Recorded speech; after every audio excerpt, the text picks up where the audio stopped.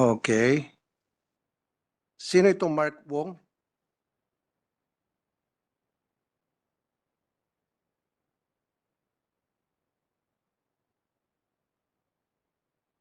Noel Tarok? Lea Angelica Castro? Sino po mga to?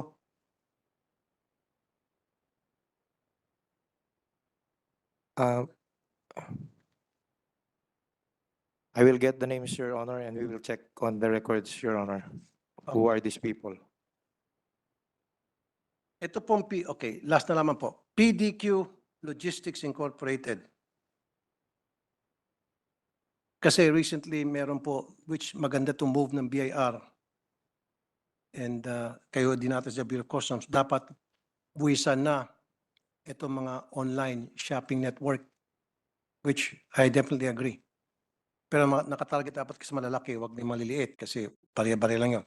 Now, itong PDQ Logistics Incorporated, ito yung napapasok ng mga kargamento for Lazada and Shopee. Monitor niyo ba ito? I will check on the records, Your Honor.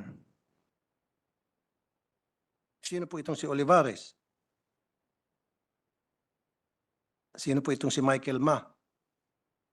Sino po itong si Nina? Ito pong taga-facilitate ng mga smuggling ng PDQ. Okay lang na maging mura, abot kaya yung mga nabibili dyan sa mga shopping network, online shopping network. Okay lang yan, affordable. Pero naman dapat may kita din ng gobyerno. Di ba? Hindi yung, affordable sa lahat dahil sa smuggling. Gusto ko affordable sa lahat na kumikita ng gobyerno. Kasi pangit naman kung itong PDQ, mag-smuggle ng mga murang items na affordable, halos hindi na nagbabayad sa taxes o walang binabayad na taxes. Ang binabayaran lang, customs, and then malaking tipid nila. Tama?